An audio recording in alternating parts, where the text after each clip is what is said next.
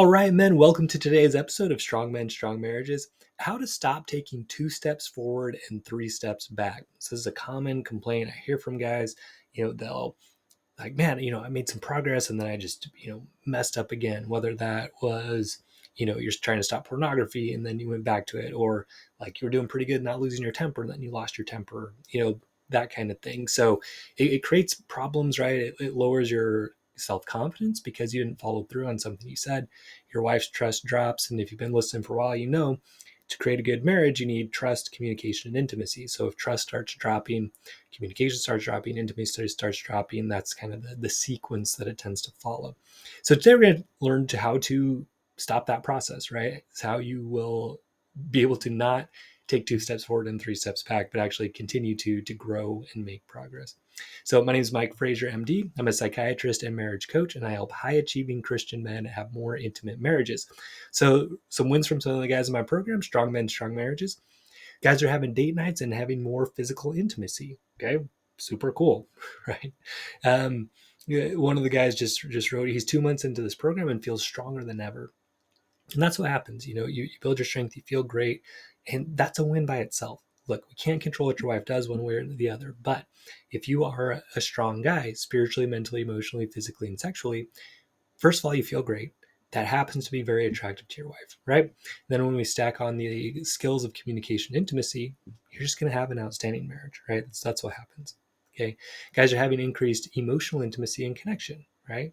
Sometimes your wife might want to put a limit on physical intimacy for a while, and that's okay, right? You want to look at that not as a stab in the heart, but like an opportunity to build these first 2 pillars, right? Trust, communication, trust, and then mental and emotional intimacy.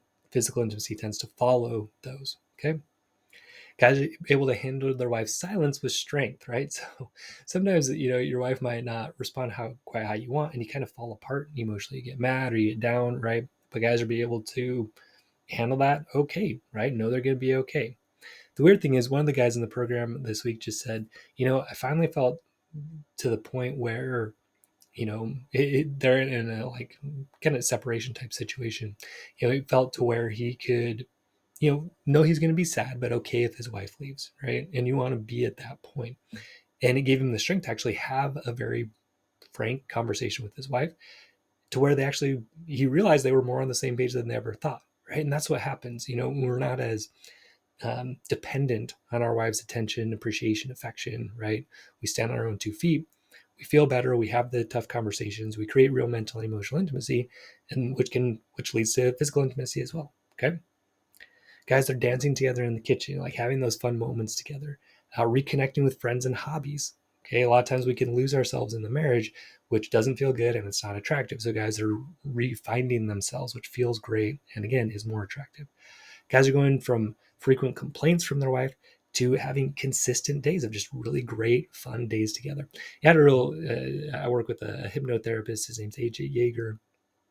And we did a session this week where I was able to kind of have a cool spiritual experience where I got to kind of visualize what we were doing with this and, what I'm meant to accomplish, I believe. And I was able to just kind of like see across the world, guys just enjoying these fun connected times with their wives and with their kids and just like enjoying it together and kind of like zooming out, seeing it happening all over the world. And so it was awesome. I got to see that this week from the guys in the program telling me that this is happening. It's so cool. So guys are noticing little broken promises and changing that to where they're following through and building trust. Look, every little promise you make and don't keep, right? It matters. If your wife says stuff like, man, I just can't trust you to follow through on things. Okay. That's a clue for you that you don't have the first pillar of the passionate marriage, trust. Okay.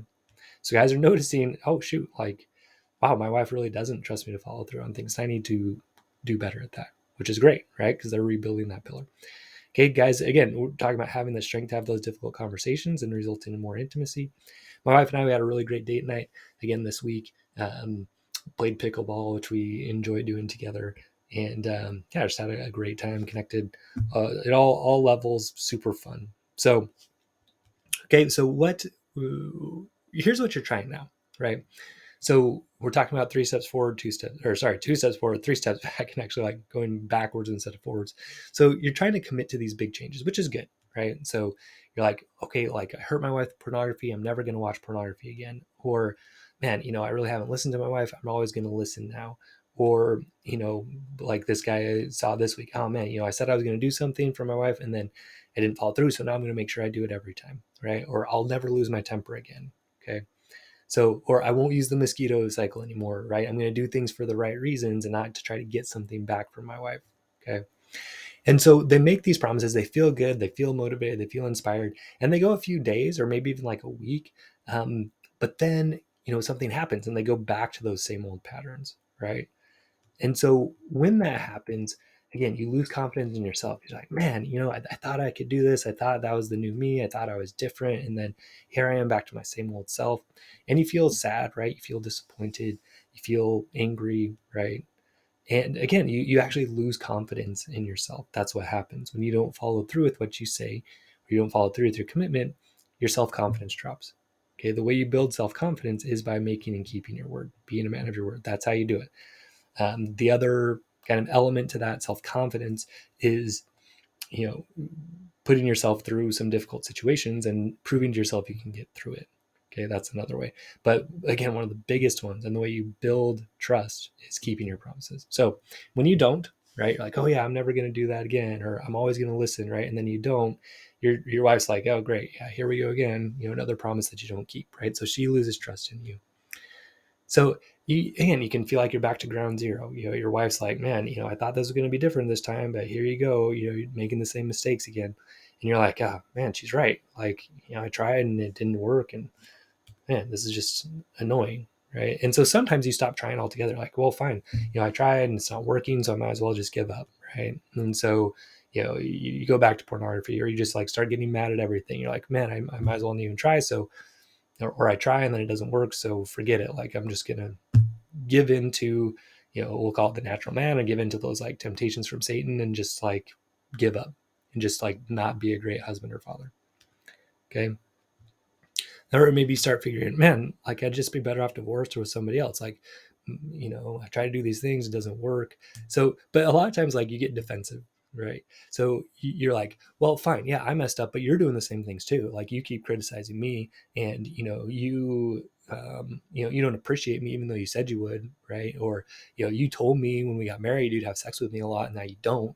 So yeah, I'm not keeping my promises, but you're not either, right? So you can defend yourself that way, but is that attractive? No, right? What's your emotion behind that? Anger or frustration? Is that emotion attractive? No. Does it feel good? No. Okay. So overall, what happens, right, when you commit and then don't follow through is you stay stuck or things get worse, right? Best case, you're just kind of like, oh, here we go again, same old cycle. Yeah, I'm going to get better, but then I don't, right? Yeah, I'm going to make this change and I do for a while, but then I go back to the same problem. Okay. So why does this happen? Okay, because it's common, right? It happens pretty much to everybody. Here's why. All right, your brain, it's wired to survive. Okay, that's its kind of core function, is to keep you alive. So the survival mechanism, it's in a lower, kind of faster part of your brain. It processes very quickly. Okay, so what happens is under stress, your brain actually goes back to your same patterns, your old patterns. Okay, so like the mosquito cycle or defensiveness or pornography or anger or not listening, right? So mosquito cycle can happen under stress because you're like, okay, like I'm going to do it. This time I'm going to, give my flowers and not really expect anything back, right? And you kind of, you're thinking about that and you give her the flowers, right? And then she kind of makes like a rude comment, like, I don't even like these flowers. Okay. And then all of a sudden, your old pattern kicks over, right? It's like, oh, like she doesn't care, she doesn't like me, all I do this for her, she won't do anything for me, right? And that cycles back, okay, because you're under stress, and so you go back to those same ones. Or defensiveness, right? So, oh, like here, I made dinner tonight, and your wife's like, well, I was supposed to make dinner tonight. And then you're defensive. Oh, well, you didn't tell me, you didn't communicate, right?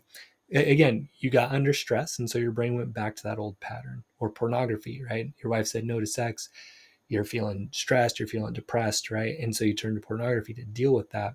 Again, because your brain's just used to doing that. Okay. Or anger, right? Your kid did something that you didn't like. Your default is to go to anger, even though you're kind of telling yourself, no, don't do it, don't do it, right? Or you're just not listening, right? Your wife comes to talk to you, you're on your computer, and again, just your brain is used to that old pattern. So it's under stress, like you're stressed with work, right? And you're on your computer trying to get something done. Your wife comes and talks to you.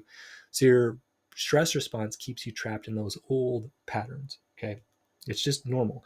And it does it even though you know it's not good for you, right? Like your higher brain, your cerebral cortex is telling you, no, dude, don't do the mosquito cycle, don't get defensive, don't look at pornography, right? But that lower brain is just faster, it just takes over and it wins, right? It just kind of sends you down that old path. Okay.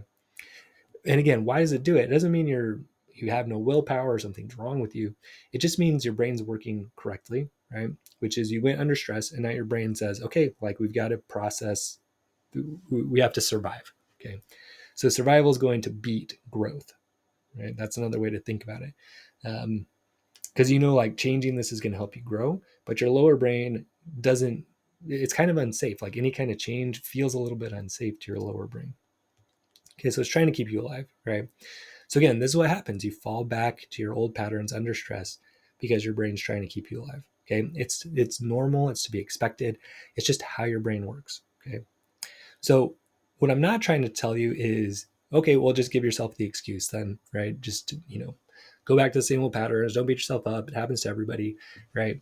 That's not what I'm saying. What I'm saying is this is how your brain works. So we need to find a way around it so you don't do this, right? So you're not taking 2 steps forward and 3 steps back and sabotaging trust and your own self-confidence, right?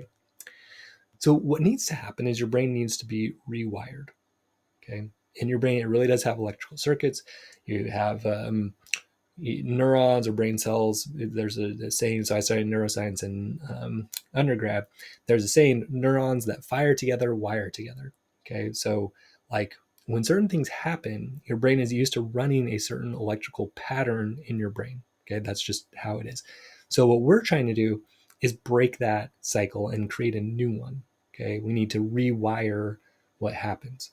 Okay, so like when your wife says no to sex, right? You're used to responding in a certain way that's problematic. What we need to do is create a new way that rewires your brain to do something different, right? That's stronger and more attractive. Okay.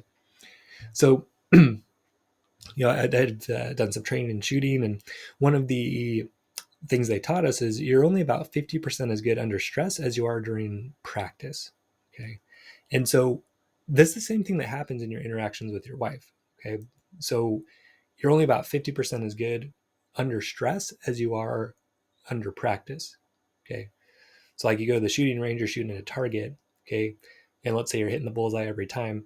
Like when someone's actually attacking you, right? You're going to only be about 50% as good, right? So you're not hitting the bullseye every time. You're hitting it like 1 out of every 2 times. Okay. So that's why you go to the range, right? So you can, so that like under stress is still pretty good, right? Because look, if you're going to the range and you're never hitting the bullseye, right? You're like not even on the target. Okay, imagine now under stress, now you're like shooting the ceiling, right? Because you are so off, right? So you go so that your baseline when it gets disrupted under stress is still like good enough.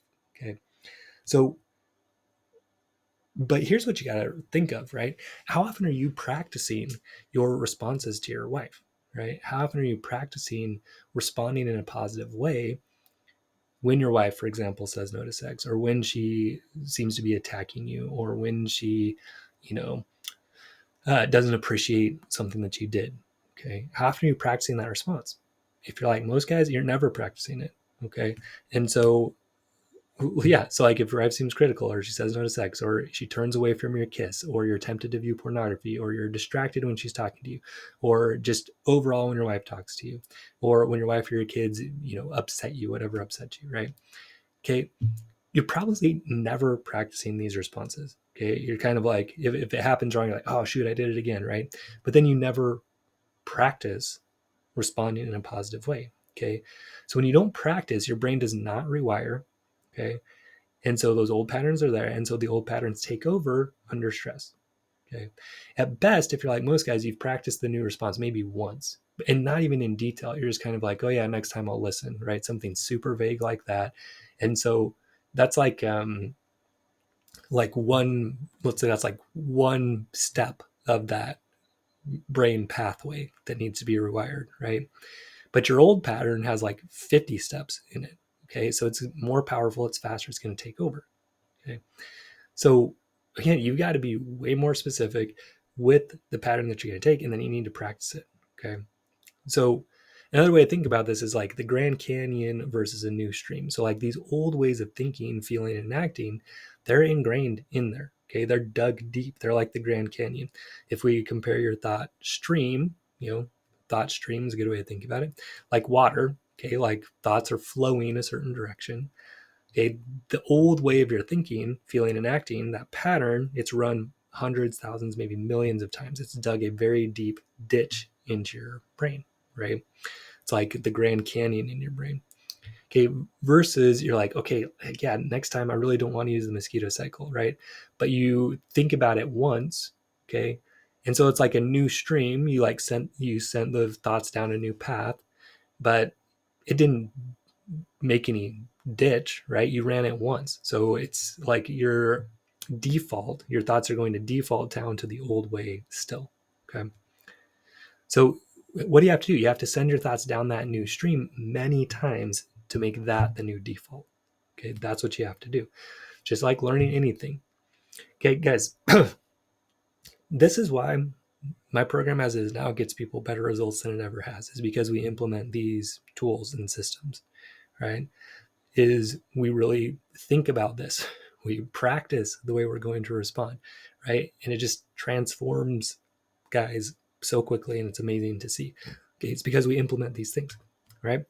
So it's what we do. Okay, we identify and we eliminate your negative, unattractive patterns of thinking, feeling, and acting. Okay, we look at that Grand Canyon, we find those patterns because it is important that we find them, the negative ones first. Okay, because if you're not aware of them, you're going to keep sending your brain down that direction. Okay, so then we create new attractive patterns of thinking, feeling, and acting, the new stream, right? Then we practice them over and over until you are strong and attractive on default, right? Until you respond to your wife in a positive way as your default. Okay. Under stress, let's say, yeah, your 50% is good, but you've practiced that new way perfectly so many times that even if you're off a little bit, it's still good, right? It's still a good response. Okay. So, there's this cool study where some guys in Greece, uh, they split some people into three groups and they shot free throws. Okay, basketball free throws. So the first group, shot, and then for a week they practiced shooting free throws. And they had a good improvement. They went from shooting about 62% accuracy to about 81% accuracy. So that's pretty good. The second group did not shoot physical free throws at all, but did a mental rehearsal of it. They just like imagined shooting free throws basically. And then the third group was a control group. They just did a crossword puzzle to kind of control for the mental activity of doing a mental rehearsal. So, which group do you think did better, the physical practice group or the mental rehearsal group? So it turns out, guys, the mental rehearsal group actually did better. So they went from about 53% to about 82%. So pretty crazy, right? With something so physical, right? Shooting a free throw, very physical activity. They had just as good, in this case, even better, more improvement. And other studies have shown a similar thing. Like sometimes mental rehearsal beats out physical, sometimes physical beats out mental, but it's not by much, right? They're pretty close usually. So look, when it comes to interactions with your wife, that's mainly a mental and emotional activity. Okay, there's some physical, like your mouth is moving, but you can imagine yourself kind of saying words in your mental rehearsal, right? So it just works, right? Like when you prepare yourself in this way, you're just ready. You're ready for those interactions with your wife, right? I like to say, I'm a marriage coach. Coach's job is to help you win games. So for us, our game is your interactions with your wife, right? And how do we win those? We win those by being a man that you, your wife, God, your kids can be proud of. That's how you win, right? When you can look back and say, hey, yeah, I'm proud of how I responded there, right? That's how you win. Okay. It's not based on your wife's response, because if you make that the goal, you become manipulative and that's not attractive. But when you say, yeah, I can look back on that and be proud, okay, you feel good, and that's very attractive to your wife. This is the paradox of this whole thing. The more you focus on your wife's response, okay, the less attractive you are. Okay, the more you focus on your own response and making sure it's strong and attractive and in line with who you want to be, the more attracted your wife will be to you. Okay, it's a paradox, but it's true. So again, guys, this is what we do in Strong Men, Strong Marriages, my program. We identify and eliminate your negative, unattractive patterns of thinking, feeling, and acting. We create new attractive patterns. Okay, and then we practice them until you can't get them wrong, right? Until you are strong and attractive on default. Okay, that's what we do. So you might still take a step back here and there, right? But it's going to be 2 steps forward and 1 step back, right? Instead of 3 steps back. Okay. So, because yeah, like let's say you practice and then your wife turns away from a kiss and you kind of go back to that old pattern, right? For a second is usually what happens, but then you catch it, right? Before you got to go sulk away and whine and complain, right? You've practiced your response to where you're like, maybe you go there for a second, like, oh man, like I wish you wouldn't have done that. But then you're able to adjust it. Just be like, hey, she doesn't want that right now. Like, that's okay. Maybe we can connect a different way, right? You're able to send your thoughts that way. So yeah, maybe it's not perfect, but it's so much better, right?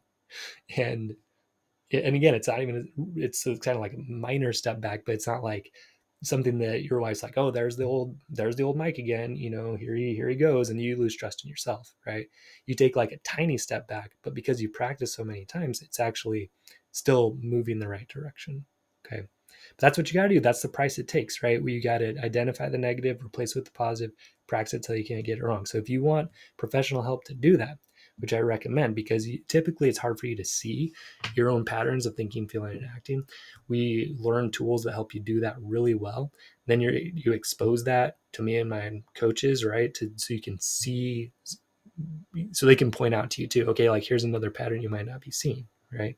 So you see it clearly, you create a new one, you practice it till you can't get it wrong. That's what we do. And guys are getting amazing results. I shared some of the wins today. Guys are getting wins every day.